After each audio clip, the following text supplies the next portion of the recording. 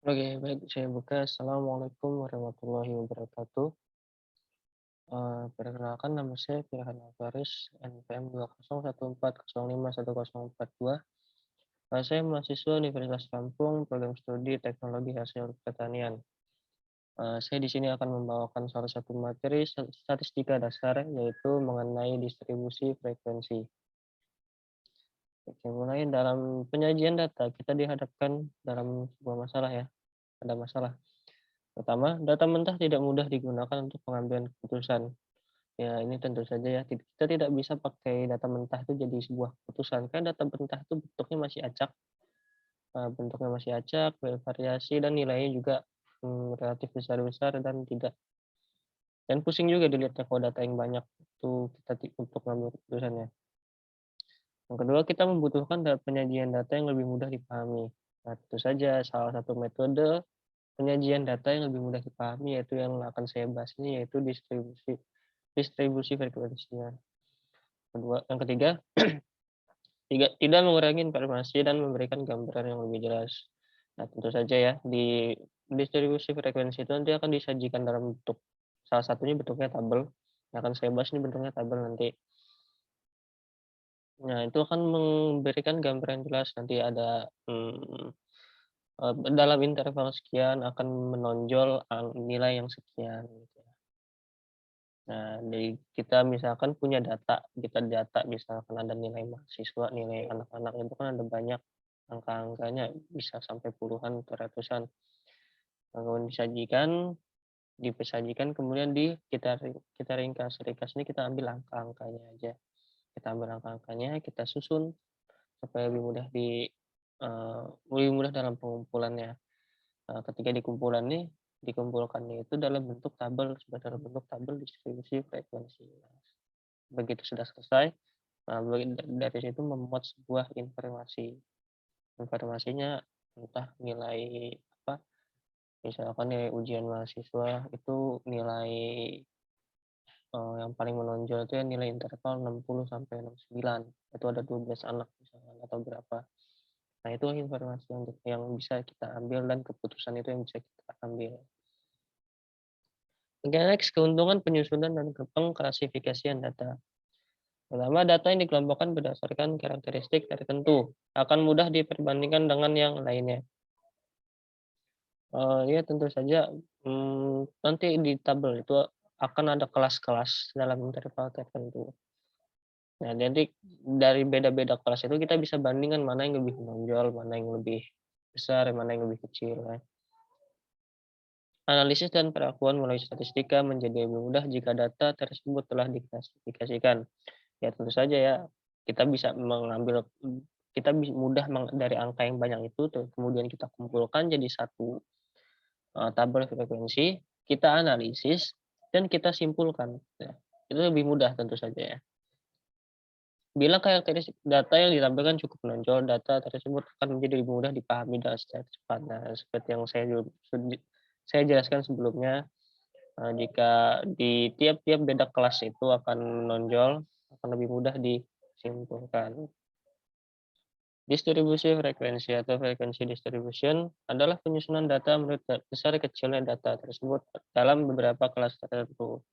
Umumnya, data yang disusun dalam distribusi frekuensi adalah jumlahnya relatif besar, bervariasi, dan tidak teratur. Oke, ini ada pedoman penyusunan tabel distribusi frekuensi, rumus-rumusnya. Pertama yang kita butuhkan adalah menentukan jumlah kelas atau simbolnya C. C itu simbol dari kepanjangannya kelas, bahasa Inggris ya. Salah satunya yaitu menggunakan kaidah Sturges. Kaidah Sturges ini kaidah yang dibuat untuk menentukan dalam metode statistika itu banyak menggunakan kaidah Sturges, yaitu rumusnya C sama dengan 1 ditambah 3,3 log N. N itu nanti dapat dari jumlah berada berapa datanya itu.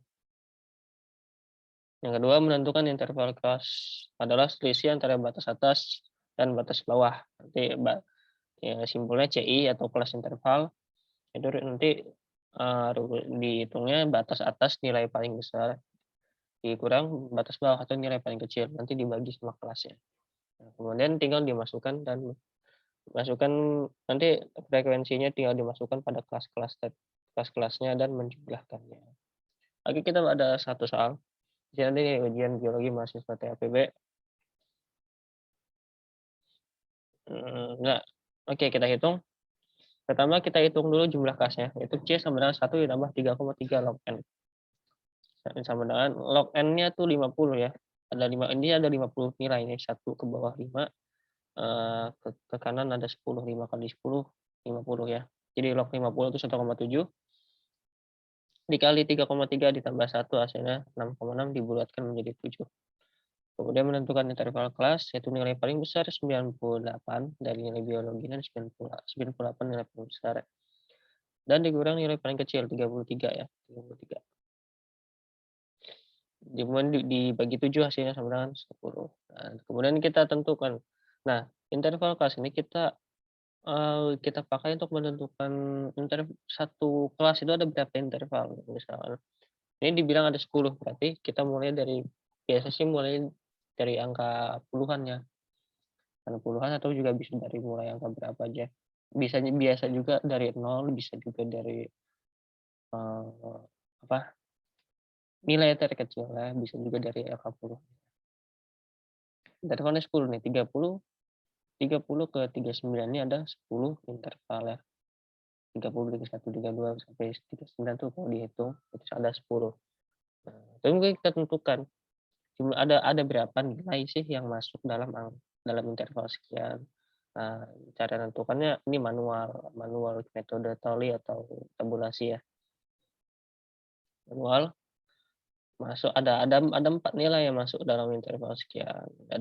Kemudian seterusnya ke bawahnya juga sama aja. Kemudian kita totalkan jumlah frekuensi ini 5 hasilnya 50. Nah, jika hasilnya sama dengan N ya, berarti sudah dipastikan tidak ada lagi data yang ketinggalan. Berarti proses penentuan tabel-tabel frekuensi sudah selesai. Oke.